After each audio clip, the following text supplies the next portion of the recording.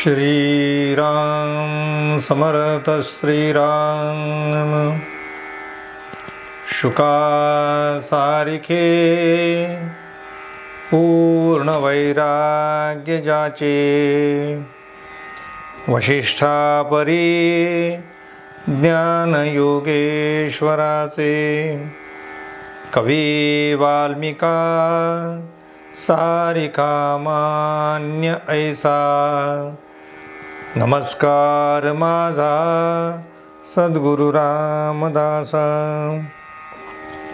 मला वाटते अंतरित्वा वसावे तुझ्या दासबोधासी त्वा बोध व्हावे अपत्यापरी पाववी प्रेम ग्रासा महाराज या सद्गुरु रामदासा जय जय रघुवीर समर्थ सब संतन की जय भारत माता की जय श्रोता वक्ता श्रीराम समर्थ श्रीराम।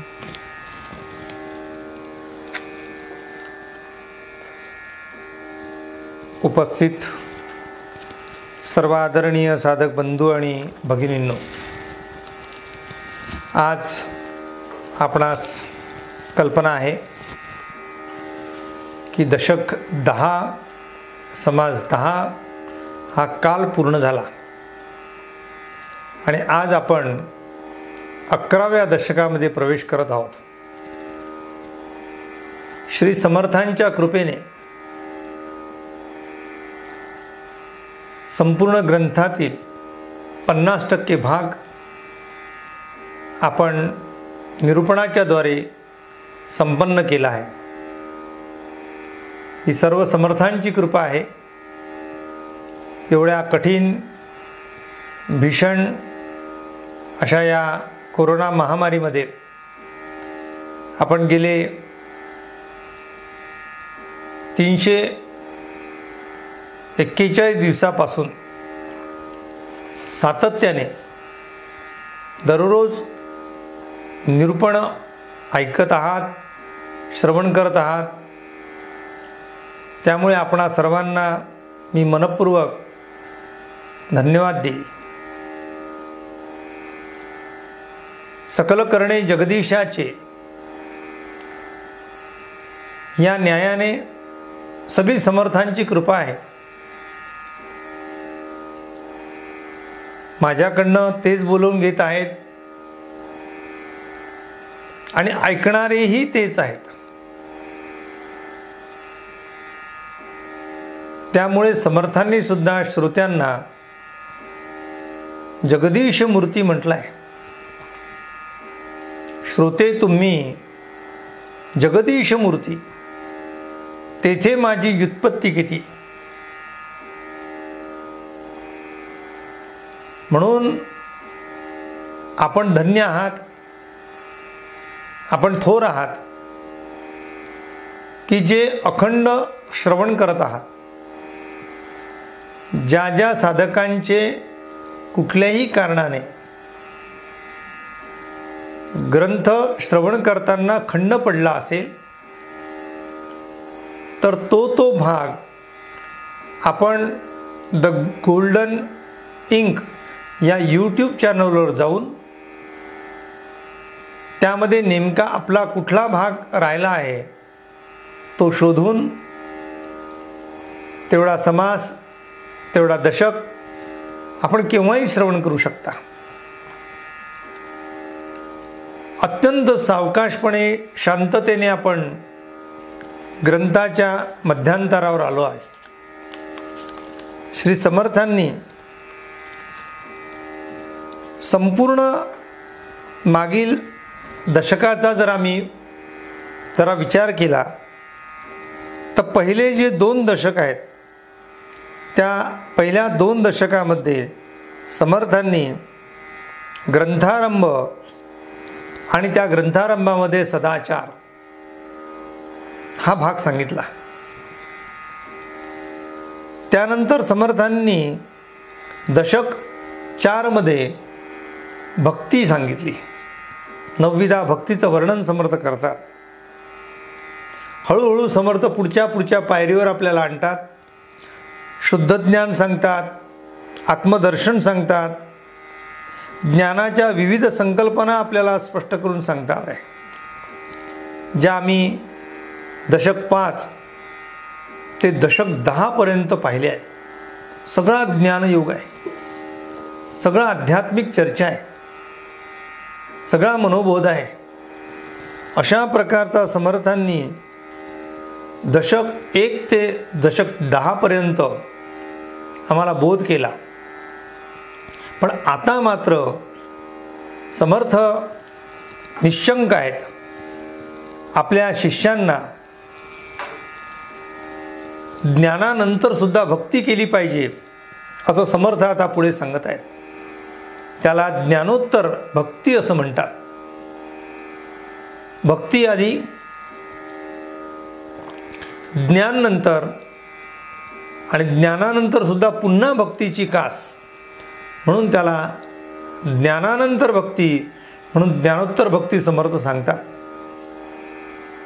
या 11व्या दशकाचं नाव भीमदशक आहे. तुम्ही म्हणाल भीष्मदशक हे नाव कसं काय ठेवलं? समर्थ भीम हे हनुमंतरायांना म्हणतात. हनुमंतरायामध्ये 3 गुण होते. 3 प्रकारची भक्ती हनुमंतरायांनी केली.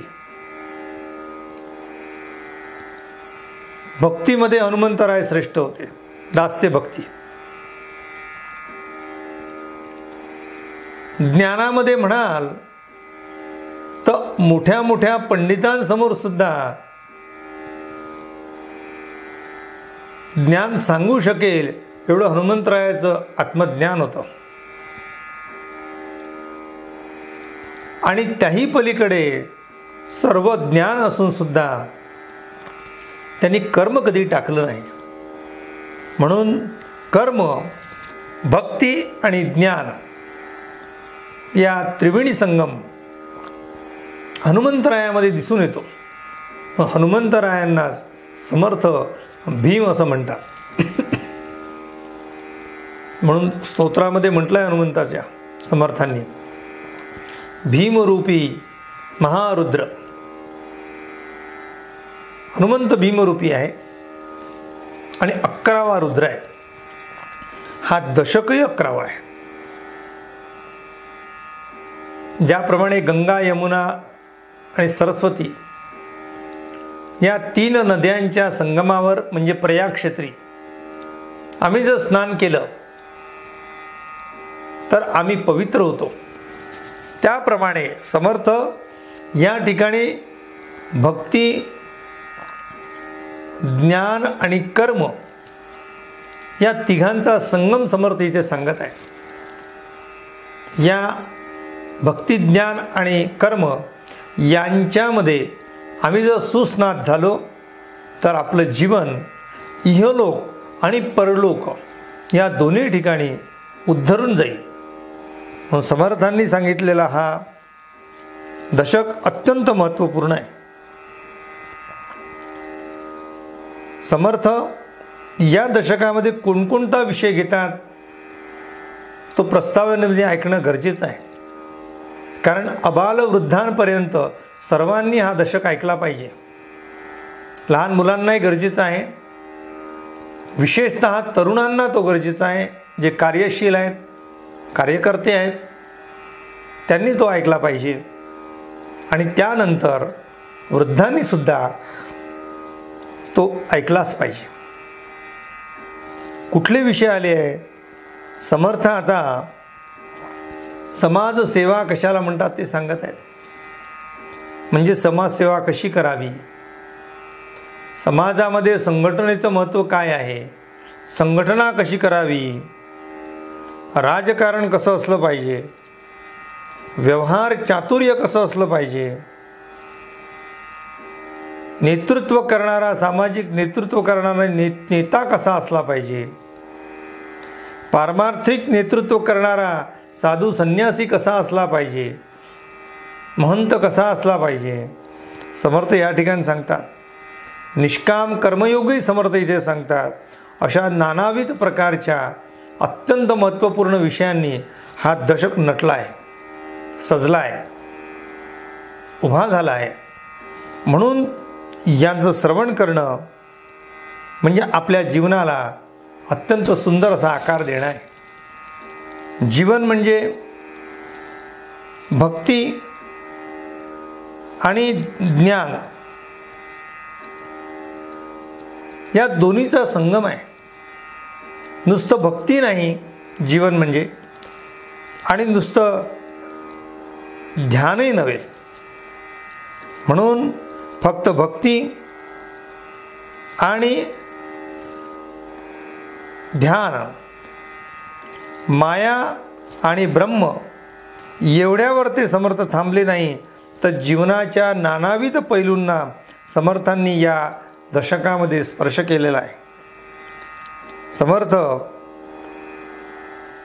इथून पुढे सांगणार आहेत, मूर्ख एकदेशी होतो, चतुर सर्वत्र पाहतो. अशा प्रकारचं नेतृत्व, व्यक्तिमत्वाचा विकास याचं प्रतिपादन समर्थांनी या अलौकिक असलेल्या या दासबोधामध्ये केलं. असा विलक्षण असलेला हा ग्रंथ, समाजसेवा कशी करावी हेही समर्थ इथे सांगतात. ज्ञानोत्तर कर्म कसं करावं हेही समर्थ सांगतात. भगवंताची भक्ती कशी करावी तेही समर्थ सांगतात. भक्तीतून ज्ञान जन्माला यावं आणि ज्ञानानंतर समाजाच्या उत्थानासाठी, उत्कर्षासाठी, उन्नयनासाठी कर्म आवश्यक आहे. ते कर्मसुद्धा अत्यंत शिस्तबद्ध पद्धतीने ते केलं पाहिजे. त्याची तर्कशुद्ध मांडणी समर्थ या दशकामध्ये करतात. या दशकाचं, या पहिल्या समासाचं या दशकातील सिद्धांत निरूपण असं नाम असल्यामुळे समर्थांनी मागील थोडा विषय प्रस्तावना म्हणून मांडलेला आहे. प्रस्तावना म्हणून भाग कोणता घेतला आहे तो पाहूया. ओझरचा उल्लेख समर्थ इथे करून जातात. सृष्टीची निर्मिती कशी झाली, मागे आपण हा विस्ताराने पाहिलेला विषय समर्थ अत्यंत सांकेतिक शब्दात सांगतात. श्रीराम समर्थ श्रीराम. आकाशापासून वायू होतो, हा तो प्रत्ययो येतो, वायूपासून अग्नी जोतो, सावध ऐका श्रीराम. वायोचेनी कठीण घिसणी, तेथे निर्माण झाला वन्नी, मंद वायू शीतल पाणी, तेथून झाले श्रीराम. आपापासून झाली पृथ्वी, ते नाना बीजरूप जाणावी, बीजापासून उत्पत्ती व्हावी, हा स्वभावची आहे श्रीराम. जय जय रघुवीर समर्थ. समर्थ म्हणतात आकाश, या आकाशामध्ये पहिलं भूत जो आलं त्याचं नाव आहे वायू. आकाशामध्ये वायू निर्माण झाला. या वायूने सर्वत्र संचार करताना अग्नी निर्माण झाला. ढग एकमेकावर आदळतात आणि त्यातून वीज कडाडते.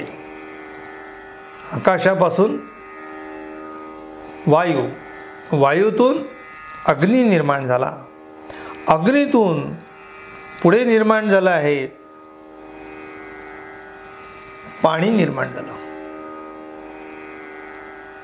शीतलातून शीतल पाणी आणि त्या पाण्यातून म्हणजे आपातून पुढे पृथ्वी निर्माण झाली. त्या पृथ्वीने नाना रूप धारण केले. सृजलाम सुफलाम सृश्य श्यामलाम ही सृष्टी दिसू लागली. त्या सृष्टीमध्ये नाना बीजांनी आपली उभारणी केली. त्या बीजापासून पुढे उत्पत्ती झाली. हा सहज गुण आपल्याला ज्ञात आहे. समर्थ पुढे सांगतात, मुळी सृष्टी कल्पनेची. आता ही जी सृष्टी आम्ही म्हटली ती कल्पनेची सृष्टी आहे. मुळी सृष्टी कल्पनेची, कल्पना आहे मूळची, जयपासून देवत्रयाची काया झाली श्रीराम. त्रयदेव म्हणजे ब्रह्मा, विष्णू आणि महेश, या तीन देवांची उत्पत्ती मुळी सृष्टी कल्पनेची. मुळात सृष्टीच 8 प्रकारच्या सृष्टी आपण पाहिल्या होत्या. त्यापैकी एक सृष्टी आहे कल्पना सृष्टी. त्या सृष्टीतूनच पुढे त्रयदेव म्हणजे ब्रह्मा, विष्णू, महेश म्हणजे रज, तम आणि सत्व या गुणातून या 3 देवांचा जन्म झाला. निश्चळामध्ये चंचळ तेची कल्पना केवळ, अष्टदा प्रकृतीचे मूळ कल्पनारूप श्रीराम. कल्पना तेची अष्टदा प्रकृती, अष्टदा तेची कल्पनामूर्ती, मुळाग्रापासून उत्पत्ती अष्टदा जाणावी श्रीराम. मुळाग्र, मुळाचं अग्रबाजू, त्याच्यापासून काय निर्माण झालं तर अष्टदा प्रकृती निर्माण झाली. पहिले निर्गुण निराकार परब्रह्म, त्या निर्गुण निराकार परब्रह्मामध्ये मूळ माया, मूळ मायेतून त्रिगुण म्हणजे गुण माया, या त्रिगुणातून पंचमहाभूत, या पंचमहाभूत आणि त्रिगुण यांच्या एकत्रीकरणाला आम्ही अष्टधा प्रकृती म्हटलं आहे. पंचमहाभूत कोणते? आप, तेज, वायू, आकाश आणि पृथ्वी. रज, तम आणि सत्व हे 3 गुण, यामुळे एकूण 8 निर्माण झाले, म्हणून याला अष्टधा प्रकृती असं म्हणतात. अशा प्रकारे ही अष्टधा प्रकृती निर्माण झाली. 5 भूते 3 गुण, तेच मी आत्ता बोललो तेच. 5 भूते 3 गुण, 8 झाली दोन्ही मिळून, म्हणून अष्टधा प्रकृती जाण बोलिजे ते श्रीराम. मुळी कल्पनारूप झाली, पुढे मुळी फोफावली, केवळ जडत्वास आली सृष्टीरूपे श्रीराम. मुळी झाली ते मूळ माया, त्रिगुण झाले ते गुण माया, जडत्व पावली ते अविद्या माया सृष्टीरूपे श्रीराम. या सृष्टीच्या रूपाने सगळी माया आम्हाला डोळ्याने दिसू लागली. मूळ माया भगवंतामध्ये निर्माण झाली. त्या मूळ मायेमध्ये सूक्ष्म रूपाने गुणमाया आली. त्या गुणमायेला रज, तम आणि सत्व या गुणांचा स्पर्श झाला मूळ मायेला, म्हणून तिला गुणमाया म्हणू लागले. त्या गुणमायेतून पुढे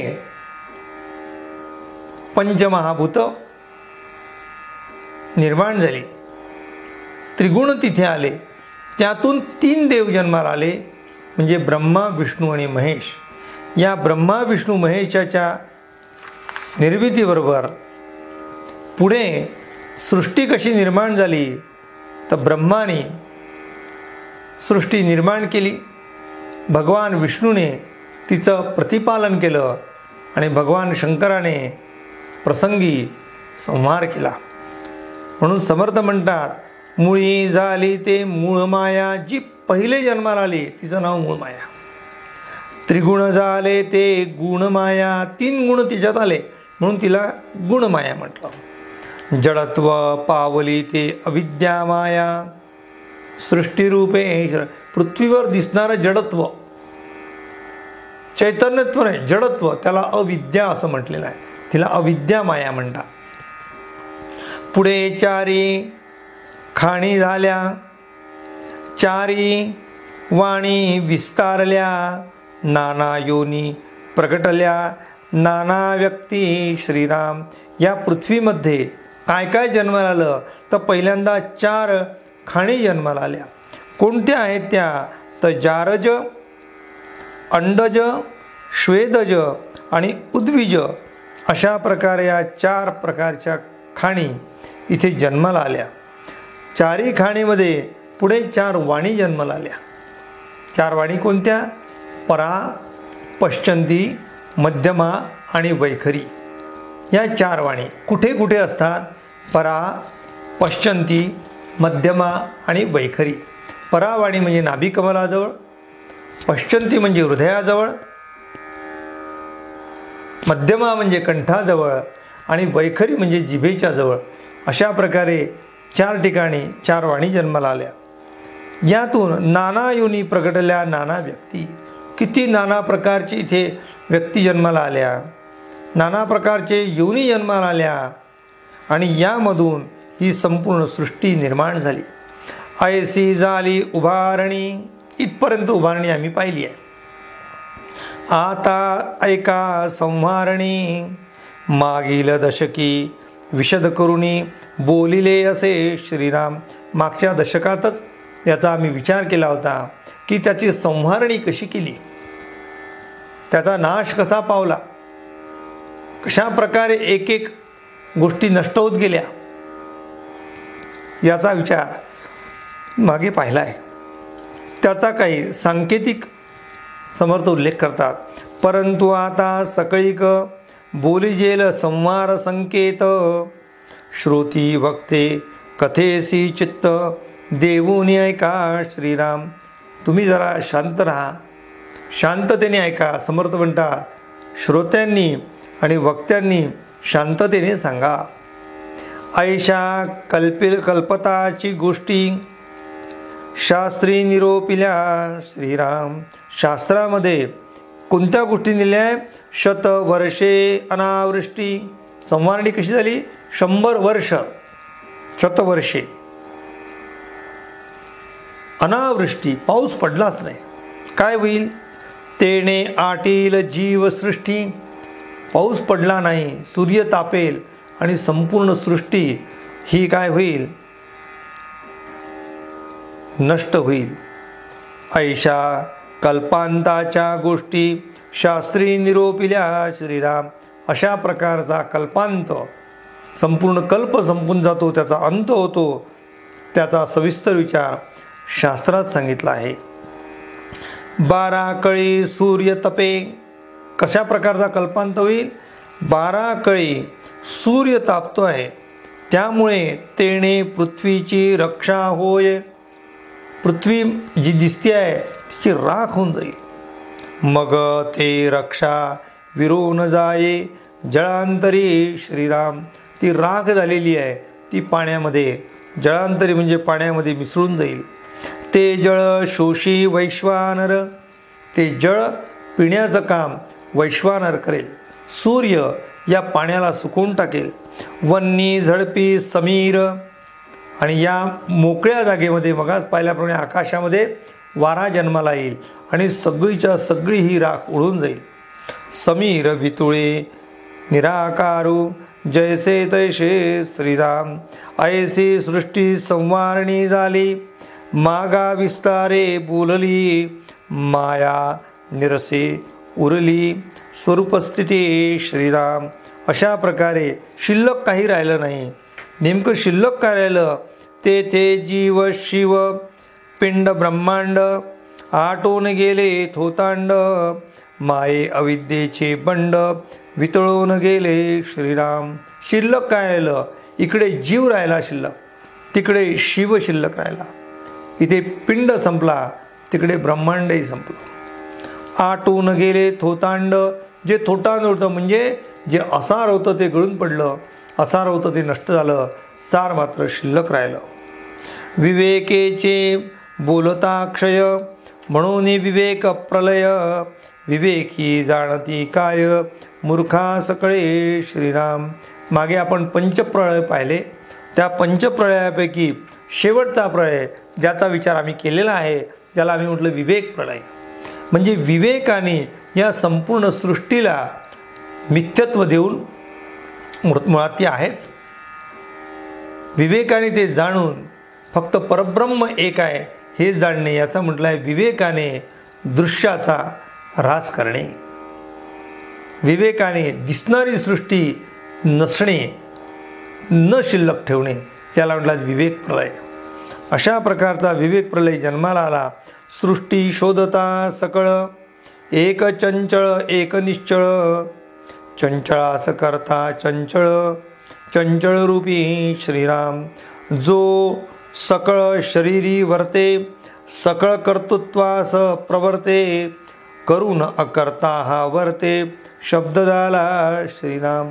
करून अकर्ता, अकर्तुम आहे, पण कर्तुम अकर्तुम अन्यथा कर्तुम. जो करणारा आहे पण त्याने काहीही केलेलं नाही आहे. अशा प्रकारची सृष्टी निर्माण झाली, ती भगवंताने निर्माण केली, भगवंताच्या सामर्थ्याने ती नष्ट झाली. आणि म्हणून अशा प्रकारे राव रंक ब्रह्मादिक सगळे, राव असेल रंक असेल किंवा ब्रह्मादिक आहे, सगळ्यामध्ये वर्ते एक, सगळ्यांमध्ये एकच जण वर्तन करतो. कोण आहे तो? तो म्हणजे अंतरात्मा. नाना शरीरी चाळक इंद्रियद्वारे श्रीराम. नाना प्रकारचे शरीर हे चलित होतात, हे केवळ त्या सामर्थ्यावर, त्या जगज्योतीच्या सामर्थ्यावर, त्या ब्रह्माच्या सामर्थ्यावर. त्यास परमात्मा बोलिजे, त्याला लोक परमात्मा म्हणतात. सकळ करता ऐसे जाणती, परी तो नासेल प्रचिती, विवेके पावे श्रीराम. अशा प्रकारे विवेकाने आम्ही पाहिलं तर परब्रह्म शिल्लक राहतो, बाकी सगळ्या गोष्टी संपतात. म्हणून समर्थ सगळ्यांमध्ये तो भगवंत वास करतो आहे. जळी स्थळी काष्टी आणि पाषाणी तो सर्वत्र भरलेला आहे. जेथे जातो तेथे तू माझा संगाती. पुढे उभा मंगेश, मागे उभा मंगेश, माझ्याकडे माझा देव पाहतो आहे. सर्वत्र तो भगवंत वास करतो आहे. घट घट मे साई, जिथे नजर टाकाल तिथे भगवंत आहे. अशी जागा नाही, अशी वस्तू नाही की ज्या ठिकाणी भगवंत नाही. म्हणून जो श्वानामध्ये गुरुगुरतो, श्वान सुद्धा गुरुगुरण्याचं काम करतो, त्यामध्ये सुद्धा तो भगवंत आहे. म्हणूनच तर नाथांनी गाढवाला पाणी पाजलं आणि नामदेव महाराजांनी त्या कुत्र्याच्या मागे वाटी घेऊन पळाले होते की बाबा तुला ते रोडगे गोड लागणार नाही, त्याबरोबर तूप घे. जो श्वानामध्ये गुरगुरतो, जो सुकरामध्ये कुरकुरतो, गाढवी भरून भुंकतो, अट्टासे श्रीराम. लोक नाना देह देखती, विवेके देहांत पाहती, पंडित समदर्शी घेती, येणे प्रकारे श्रीराम. अशा प्रकारे सगळ्यांमध्ये तो भगवंत वास करतो. नाना लोकांमध्ये तो, देहामध्ये तो वास करतो आहे. विवेकाने देहांतामध्ये, देहात पाहती, देहात पाहती म्हणजे देहाच्या आत विवेकाने आम्ही पाहिलं तर आम्हाला भगवंत दिसतात. आणि म्हणून याला पंडित यांना समदर्शी असा शब्द वापरतात. श्रीराम समर्थ श्रीराम. विद्या विनय संपन्ने, ब्राह्मणे गवी हस्तिनी, शुनी चैव श्वापके च, पंडिता समदर्श श्रीराम.